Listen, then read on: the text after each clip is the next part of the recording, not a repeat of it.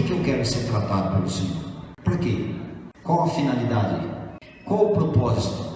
Da palavra de Deus me conduzir a um relacionamento mais profundo, mais real, mais verdadeiro. Deus tem filhos, aquele filho mais próximo, aquele filho que se relaciona em amor, aquele filho que ouvir a respeito do pai é uma alegria, uma satisfação. Não é um filho que tem medo, tem temor, se preocupa em ser condenado, mas é um filho que a preocupação dele é fazer a vontade do pai sem medo de ser condenado, e se ele não atender, ele sabe que o pai é um perdoador, restaurador e acolhedor. Mas como eu vou saber que ele é acolhedor, que ele é amoroso, se eu não me relacionar com ele, tirando os próprios interesses, os meus interesses pessoais, mas procurar os interesses dele? Deus busca a luz dele em nós. Deus busca a sua luz em nós. Quem é esse nós? Aqueles que têm habitação, que foram tornados habitação do Espírito Santo. Vida de Cristo no interior deles. Deus busca em mim e você a vida do Filho dele. Ele está buscando. Ele tem achado a vida do Filho dele em nós. Se ele não acha, você acha que eu e você vamos achar? Ele que sabe todas as coisas, ele que perscruta os nossos corações. Se ele não tem achado a vida do Filho dele em nós, provavelmente ou fatalmente é porque o Filho dele não habita em nós. Vamos dar uma olhadinha em Atos 17, versículo 30. Ora, não levou Deus em conta os tempos da ignorância. É o discurso de Paulo em Atenas. Ele estava pregando em Atenas, estava explicando em Atenas. Esse lugar aqui em Atenas tem um lugar que ficavam os filósofos, os intelectuais da época, e as pessoas iam lá para ouvi-los. O que eles têm de novidade para nós? O que alguém tem para nós que nós não estamos acostumados a ouvir? Eles reuniam lá para isso, e só gente erudita, uma pessoa culta, uma pessoa que buscava conhecimento, mas eles buscavam muito novidades. Eles não eram de Deus, tanto que eles tinham tantos outros deuses. Mas nessa época aqui Paulo falou: eu vou apresentar um Deus que vocês não sabem, vocês adoram, mas não sabem quem ele é, e eu vou apresentar esse Deus para vocês. E aí Paulo fala no versículo 30, olha, não levou Deus em conta os tempos da ignorância. Agora, porém, você pode ler junto comigo. Agora, porém, notifica aos homens que todos, em toda parte, se arrependam, porquanto estabeleceu um dia em que há de julgar o mundo com justiça, por meio de um varão que destinou e acreditou diante de todos, ressuscitando-o dentre os mortos. Ele estava falando a respeito de quem? Estava falando a respeito do Senhor Jesus Cristo. Sabe o que aconteceu nos últimos dias? Sabe o que aconteceu lá quando aquele foi crucificado? Ele estava explicando para eles que é o cumprimento das profecias. E ainda em Atos capítulo 10, versículo 40, a este ressuscitou Deus no terceiro dia e concedeu que fosse manifesto, não a todo o povo, mas às testemunhas que foram anteriormente escolhidas por Deus, isto é, a nós, que comemos e bebemos com ele, depois que ressurgiu dentre os mortos, e nos mandou Mandou pregar ao povo e testificar que ele é quem foi constituído por Deus juiz de vivos e de mortos. Dele todos os profetas dão testemunho de que, por meio de seu nome, todo aquele que nele crê recebe remissão de pecados. Paulo fala a respeito do Senhor Jesus Cristo e a obra do Senhor Jesus Cristo. Qual é o assunto de Paulo em todas as cartas? Qual foi o assunto de todos os profetas? Cristo, Senhor Jesus Cristo. Qual deve ser o meu assunto? Dor aqui, dor lá, fui no médico tal, estou tomando remédio tal, estou cuidando disso, estou cuidando daquilo. Isso é muito peculiar a nós mesmos. Devemos mudar os nossos assuntos. Nós falamos muito de doenças e não falamos de um médico que cura essas nossas doenças, nossas mazelas. E nós ficamos os nossos queixumes. Qual é o assunto que Paulo amava falar, discutir? Ele se colocava à disposição para conversar sobre um assunto. Ele falava a respeito de Jesus, do Senhor Jesus Cristo. Achei interessante hoje uma monja budista, uma posição dela, ela estava falando que nos últimos dias a manchete, qual a primeira página das manchetes, só fala de coisa ruim, Lava Jato, corrupção. Ela dizendo, por que não coloca na primeira manchete uma coisa boa que aconteceu para o povo, para as pessoas, para ocupar as primeiras páginas coisas boas? Achei interessante a colocação dela. Por que muitas vezes nós colocamos, nos falamos, não comentamos a respeito daquilo que Cristo fez, daquilo que Cristo é, na sua essência, na sua verdade, na sua realidade, quem realmente Ele é, para que o nosso coração fique cheio daquilo que é de Deus? Mas nós gostamos de assuntos que são nossos, peculiares aos nossos dias, às nossas aflições, nossas angústias, nossas misérias. Nós usamos muito tempo para falar das nossas próprias necessidades. E é necessário que a gente aprenda que quando nós estamos cheios de Cristo, nós vamos ter uma vida que jamais nós vivemos, porque é a vida do céu que nos alcança, e as outras coisas todas vão ser acrescentadas. A gente não crê nisso. A palavra de Deus, desde Gênesis até Apocalipse, fala a respeito de uma pessoa. Abre em Gênesis, fala a respeito de uma pessoa. No livro de Gênesis capítulo 1, versículo 26, a palavra de Deus já diz lá: também disse Deus, o Elohim, o Todo-Poderoso, Deus Pai, Deus Filho e Espírito Santo. Lá em Gênesis 26, também disse Deus: façamos o homem à nossa imagem, conforme a nossa semelhança. Façamos, ali já está centralizado a pessoa de Cristo, porque todas as coisas foram criadas em Cristo. E logo depois que o homem pecou, no capítulo 3, versículo 21, ele vai dizer: fez o Senhor Deus vestimenta de peles para Adão e sua mulher, e os vestiu. Depois do pecado, Deus providenciou um sacrifício. Estava falando a respeito de quem? A pessoa de Cristo, da pessoa do Senhor Jesus Cristo. A escritura toda, eles falam a respeito de uma pessoa. A conversa é uma pessoa. Na conversa só tem um assunto.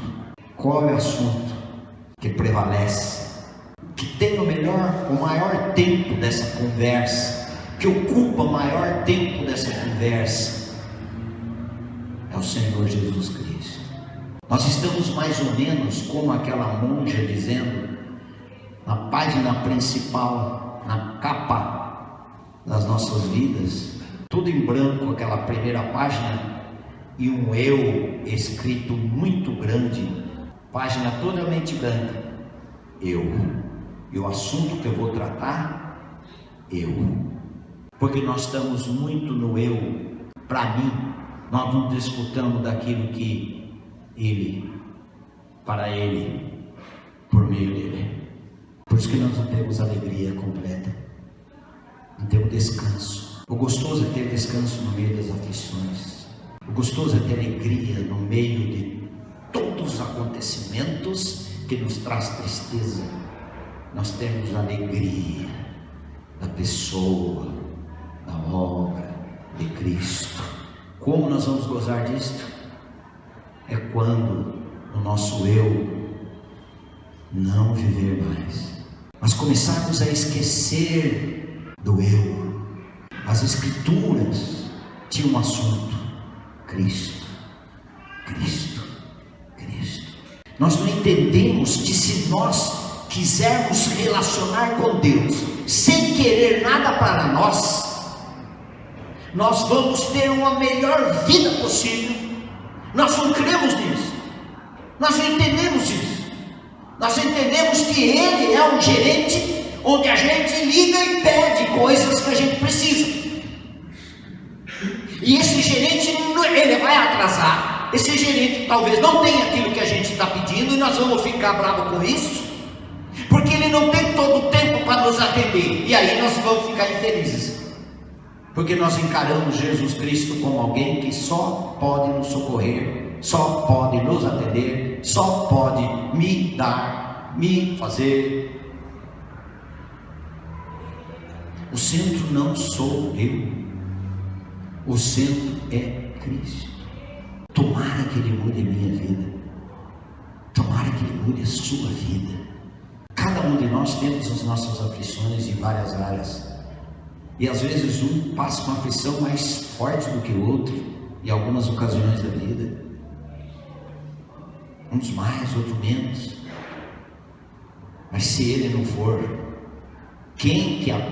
se ele não for aquilo que a Bíblia diz quem ele é para nós nunca vamos ter alegria plena, nós nunca vamos ter paz interior, nós nunca vamos ter vida livre.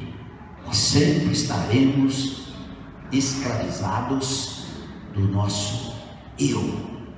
Primeiro nós defendemos o nosso eu perante todas as circunstâncias da vida. A gente quer se defender, e aí a gente não é livre, ficou preso. Será que Deus está me aceitando? Eu vou ser preso ou livre? A Bíblia diz que Deus já nos aceitou em Cristo. Eu preciso de Cristo. Mas se essa forma do nosso viver não estiver na vontade, no plano dele, que ele fez para cada um de nós, ele vai mudar a nossa vida. Não é questão eu fui aceito e vou continuar sendo quem sempre fui. Em Apocalipse capítulo 22, 16, eu, Jesus, eu parei ali. Normalmente fala eu, Lúcio. A Bíblia diz eu, Jesus. Eu falei, eu preciso aprender, nem que eu esteja fazendo uma colocação fora do contexto da Bíblia, mas só esse pedacinho, eu, vírgula, Jesus. Eu falei, eu quero esse negócio para mim. Eu quero que Jesus me substitua. Eu quero que seja não eu, Lúcio, vírgula, mas sim Jesus. Jesus, encha totalmente o meu ser, Senhor, para que o Senhor viva plenamente na minha vida. Que a minha vida seja a expressão daquilo que Tu és no meio de tantas dificuldades que nós enfrentamos, uns mais, outros menos. Alguns vivem uma calmaria um tempo, mas daqui a pouco a coisa pega. Cada um de nós pode olhar um pouquinho na sua vida. Todos nós podemos falar, olha, está tudo calmo. Quando está tudo calmo, fique preocupado, porque aí você pode estar confiando em você, e aí é outro tombo, e o tombo é maior.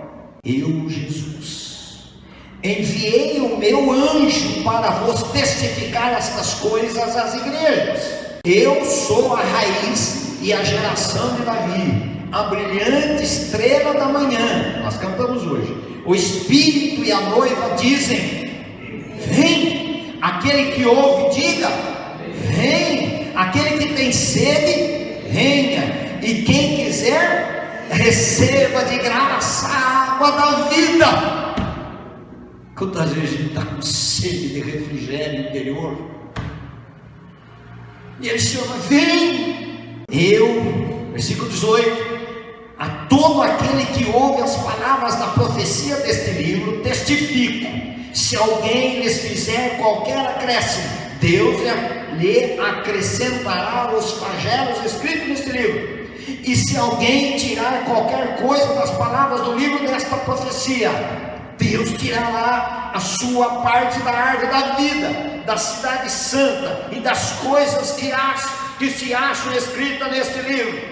Aquele que dá testemunho destas coisas diz: o que ele diz? Certamente venho sem demora. Amém. Vem, Senhor Jesus. A graça do Senhor Jesus seja com todos. Jesus Cristo no livro de Gênesis, ele termina com Jesus Cristo no livro de Apocalipse. Jesus Cristo é o Senhor da Bíblia, é o Senhor da história, é o Senhor da igreja, Ele é o Senhor da minha vida, porque Ele decidiu ser Senhor. Eu não queria, se dependesse de mim, mas Ele quer ser Senhor, para que nós, como servos, tenhamos condições para responder para aquilo que Ele nos chamou. Qual foi o propósito de Deus de chamar você? Para você? Não há realidade espiritual nisso. Lucas capítulo 24, versículo 13, ele diz: naquele mesmo dia, 2 deles estavam a caminho para uma aldeia chamada Emaús, distante de Jerusalém 60 estádios. E iam conversando a respeito de todas as coisas sucedidas. Aconteceu o que? Enquanto conversavam e discutiam, o próprio Jesus se aproximou e ia com eles. Os seus olhos, porém, estavam como que impedidos de o reconhecer. Enquanto ele estava olhando para eles, eles não tinham olhos para Jesus. Enquanto ele estava olhando para as circunstâncias, os últimos acontecimentos de Jerusalém, eles não tinham olhos para ver a presença de Jesus. Enquanto eu e você estivermos olhando para o nosso umbigo, para as carências nossas, que Deus quer Deus para suprir o que eu estou precisando, só eu, nós não vamos ter olhos para olhar para Jesus. Nós não vamos ter olhos para Jesus. E aí, então lhes perguntou Jesus. O que ele perguntou? Que é isso que vos preocupa? E de que ides tratando à medida que caminhais? E eles pararam entristecidos. Eles estavam olhando para quê? O assunto deles era o quê? Você está vendo que estavam distraídos em coisas do cotidiano, do dia a dia, as circunstâncias da vida. Quando alguém fica olhando para as circunstâncias da vida, não tem olhos para ver as possibilidades do céu na pessoa de Cristo. Versículo 18: um, porém, chamado Cleopas, respondeu dizendo: és o único porventura que, tendo estado em Jerusalém, ignoras as ocorrências desses últimos dias? O Senhor deve ser a única pessoa, porque todo mundo sabe sobre os acontecimentos, só você que está por fora. Corrigindo o Senhor. Tem gente que pensa ainda que pode mandar em Jesus, pode chamar a atenção do Senhor Jesus, que muito direito, se acha com muito direito. Por que está acontecendo isso na minha vida? Por que tem que acontecer justamente comigo? Olha lá, é essa a conversa. O senhor não sabe nada. Ele lhes perguntou. O Senhor Jesus ainda pergunta para eles: quais? O que aconteceu? E explicaram o que aconteceu a Jesus, o Nazareno, que era varão profeta, poderoso em obras e palavras, diante de Deus e de todo o povo, e como os principais sacerdotes e as nossas autoridades o entregaram para ser condenado à morte, e o crucificaram. Ora, nós esperávamos que fosse ele quem havia de redimir a Israel, mas depois de tudo isso, é já este o terceiro dia desde que tais coisas sucederam. É verdade também que algumas mulheres das que conosco estavam nos surpreenderam, tendo ido de madrugada ao túmulo e não achando o corpo de Jesus, voltaram dizendo terem tido uma visão de anjos, os quais afirmam que ele vive. De fato, alguns dos nossos foram ao sepulcro e verificaram a exatidão do que disseram as mulheres, mas não ouviram. Precisa ver para crer. Falaram, mas não viram. Não dá para ter crédito. Você está aí esperando ver alguma coisa para poder viver? Para poder ter descanso? Você é dos tais que gosta de ver para poder crer? Ou dos tais que Deus dá fé para depois você poder ver, depois que você crê? Então lhes disse Jesus: ó necios e tardos de coração, para crer tudo que os profetas disseram. Porventura não convinha que o Cristo padecesse e entrasse na sua glória? E começando por Moisés, a lei, discorrendo por todos os profetas, a lei falava de Jesus, porque as leis de Deus, 10 mandamentos e outros mandamentos, falam do caráter de Cristo. Por isso que a Bíblia diz que os mandamentos são santos. Moisés falou a respeito dele, os profetas falaram a respeito dele, expunham-lhes, então, por todos os profetas, expunham-lhes o que a seu respeito constava em todas as Escrituras. Versículo 30: e aconteceu que, quando estavam à mesa, tomando ele o pão, abençoou, e tendo partido, lhes deu o pão partido, parte o pão e divide. Então se lhes abriram os olhos e o reconheceram, mas ele desapareceu da presença deles. Eu conheço aquele que veio do céu para que eu tivesse um relacionamento com ele. Eu conheço. Ele é a minha vida. Eu vivo por meio dele. Eu o agrado em tudo que faço, porque tudo que eu faço só vai agradar a Deus se eu estiver fazendo para Ele. Se eu estou preocupado em agradar a Deus para ter alguma vantagem, quer física, material e até espiritual, eu estou desfocado. As vantagens serão para Ele mesmo. Ele nos busca para Ele, Ele nos salva para Ele, Ele nos faz filhos para Ele.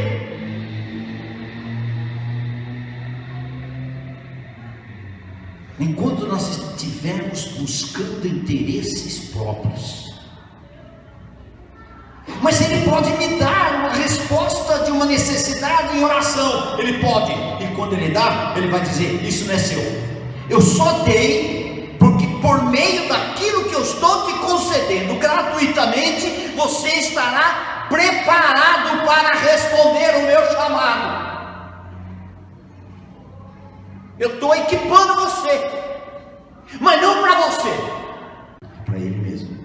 Dá uma olhadinha em Salmo 139, versículo 1. Senhor,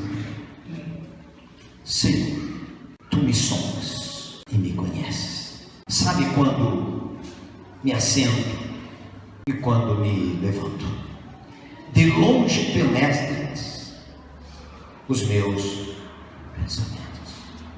Esquadrinhas o meu andar e o meu deitar, e conheces todos os meus caminhos. Ainda a palavra me não chegou à língua, e Tu, Senhor, já a conheces toda. Versículo 23: sonda-me, ó Deus, e conhece o meu coração. Prova-me e conhece os meus pensamentos. Vê se há em mim algum caminho mau, algum interesse para o meu eu. Vê se há em mim algum pensamento que não faz parte dos teus pensamentos, um propósito que não está dentro do teu propósito. Vê se há em mim algo que eu não estou sabendo, mas está me perturbando, e eu tenho conversado contigo e não tem sido claro no meu interior. Traz da minha mente.